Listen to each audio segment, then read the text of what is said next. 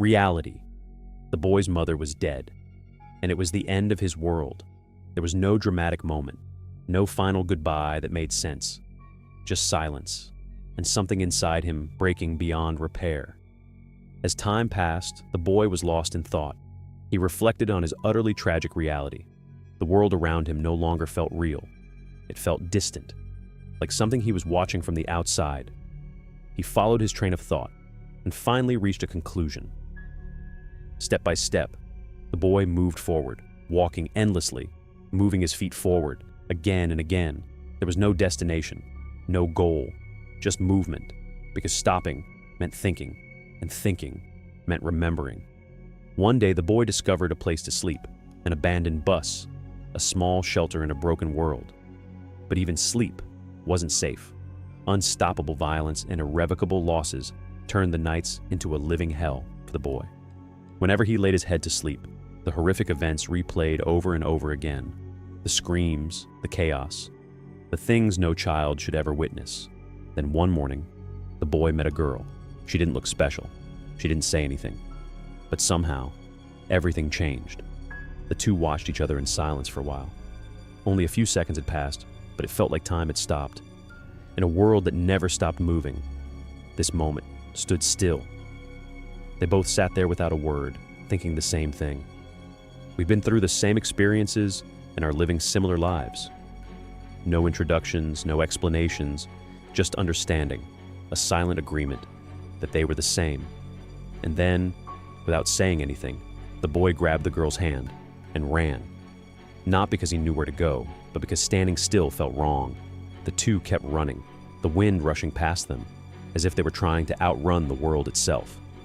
The boy suddenly thought, why has the world turned out this way? There was no answer.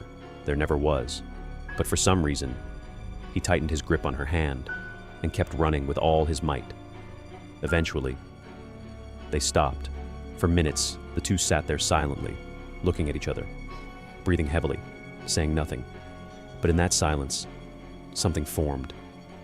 From that day on, the two went on a journey together, not because they chose to, but because they had no one else.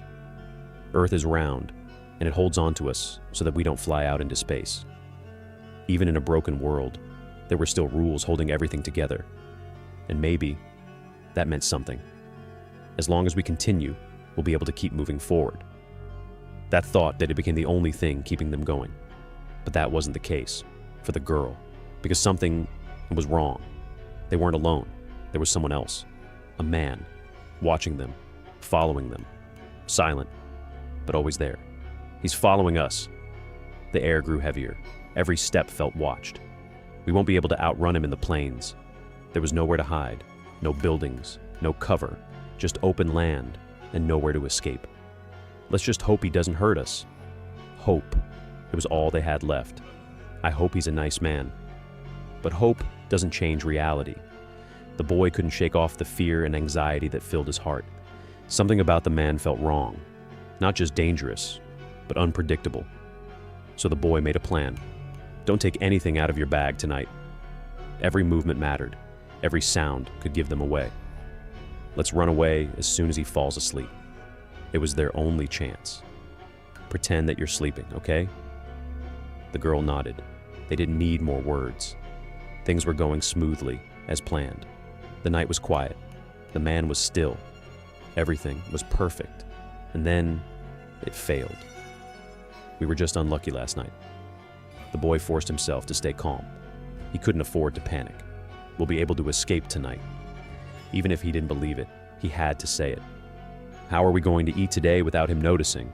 Hunger clawed at them. Thirst burned in their throats. The escape plan failed once again. Again and again, they tried. And every time, they failed. If you feel exhausted, you have to tell me right away, all right? The boy's voice was steady. But inside, he was breaking. Still, he refused to give up. No human being can go on without sleeping forever. That was the key. That was their chance. In just a few days, there will be a chance for us to escape. He held on to that idea, like it was the only thing keeping them alive. The problem is that we're running out of water. Reality always caught up. We must find some water. Survival came first. and will worry about hiding it from him later. One problem at a time. That's how they kept going. And so, once again, they walked, two children, in a world that had already ended, holding on to nothing except each other.